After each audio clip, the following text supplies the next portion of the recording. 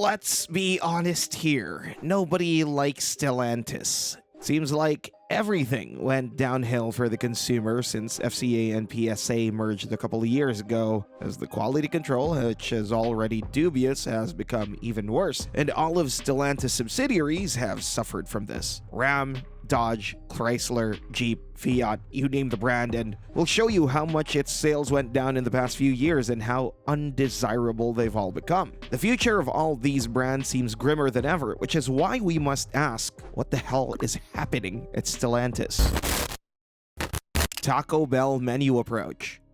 The core of the issue with Stellantis is the fact that Carlos Tavares has taken the same approach that Lee Iacocca did back in the 1980s. You see, instead of creating bespoke platforms and special engines for each and every brand, Stellantis has decided to reduce both the number of platforms and number of engines, as well as all but prohibit these brands from creating their own power plants or sourcing out those engines from other manufacturers. Now, Lee Iacocca used the same tactic almost half a decade ago, and this way of thinking saved Chrysler from bankruptcy. And it makes sense, really, as having a limited number of powertrains and platforms will have reduced the price of manufacturing, as well as make the production of these vehicles much more logistically simpler. However, the reason why this made sense is because this logic was applied to Chrysler exclusively, not every single brand that's related to it. And it applied to like 10 models or so, not a whole lot of all kinds of different models. The thing is, apart from a few residual platforms like the Jeep Wrangler/Gladiator and the Alfa Romeo Giulia/Stelvio,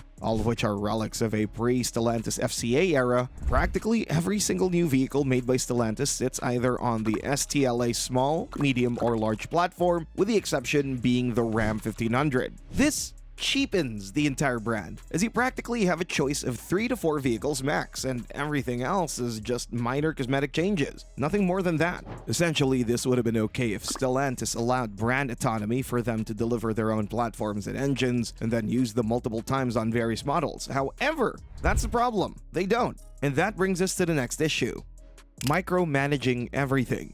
You see, the thing with leading a large corporation is that you simply cannot check everything. Instead, you need to allow autonomy for these brands to make their own decisions. If not, this kind of corporate single-mindedness and dictatorship-like self-governing would lead to an alienation of both these subsidiaries from the corporation, as well as the fans of said companies being displeased by this behavior. It's essentially an Ouroboros, a snake eating its tail kind of scenario, and it has been proven time and time again not to work.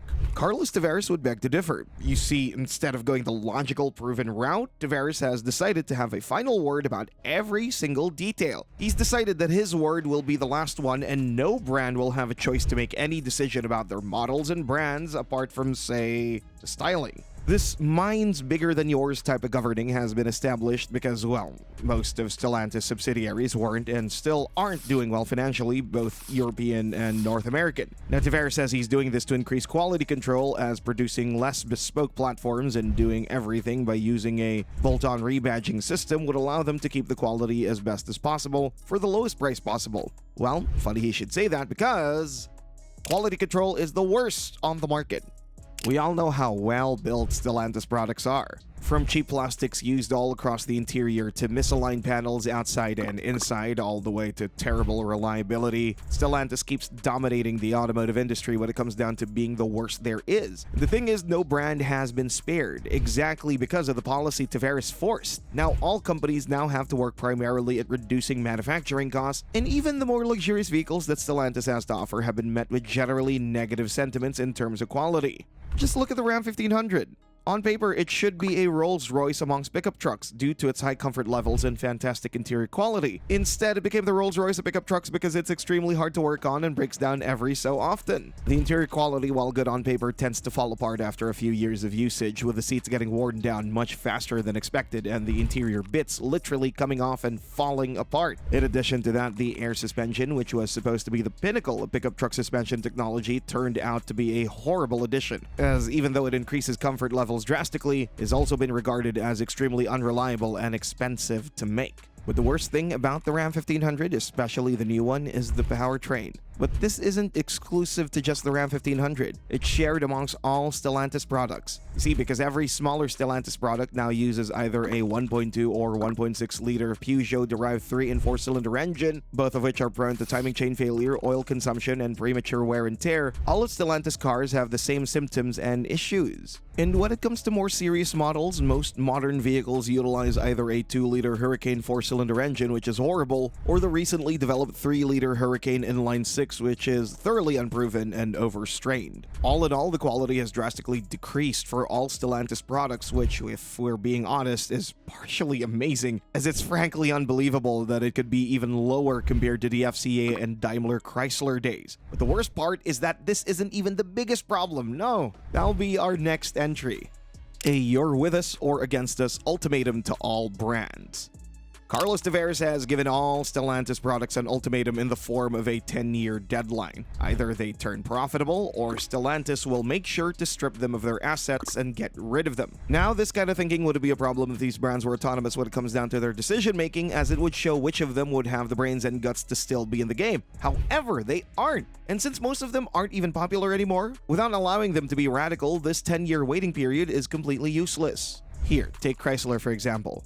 It had a steady decline over the past 2 decades. However, any of its potential future success has been cut short by Stellantis forcing them to drop the 300C, which led to Chrysler being left with the Pacifica minivan as its sole product. In 2 years, Chrysler will either start making generic rebrands to the Jeep Avenger, Fiat 500, or a Peugeot from over the pond. At best, they'll get to make a successor to the 300C by rebranding the newly downgraded Dodge Charger. But this is highly unlikely, as let's be honest here, nobody would buy a Chrysler nowadays because of its continuously downgraded reputation. As a result, the American giant will most likely close shop once and for all, with its legacy ended because it didn't want to bow down and accept the European way of thinking when it comes down to American cars.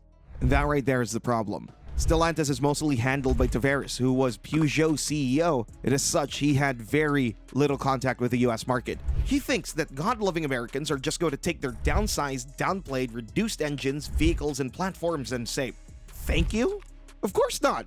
That's why Dodge's sales have dropped exponentially with the Challenger and Charger's discontinuation. This is why Ram is struggling to cope with the fact that nobody wants a full-size truck without a V8 option. And to make matters worse, the dealers know this. They've been informing Stellantis about all of these issues. However, for some odd reason, Tavares won't listen to them, and he sings his own song despite the constant protests. In fact, he's taken a step further, practically bullying and blackmailing dealers to either accept Stellantis' new way of doing business or bite the dust by threatening to penalize them or stop doing business with them altogether. Everything's gotten so bad that leaders of Stellantis US Dealer Council sent a letter to Tavares personally a couple of months ago, where they accused him of forfeiting the market share in the US, which helped deteriorate the brand image of all North American brands. They've stated that Tavares was out for himself and himself alone with the recent decisions he's made, and that the only thing that has been achieved through the recent way of concluding business by Stellantis is Carlos getting a solid amount of money for himself. To be precise, the CEO of Stellantis earned a whopping $40 million last year. All in all, if Stellantis brands want to survive the incoming decade, which will be devastating for them, they're gonna need to remove Tavares from power. If not, they, and as a result we, can kiss all our favorite car brands goodbye once and for all. Thanks for watching, and see you next time.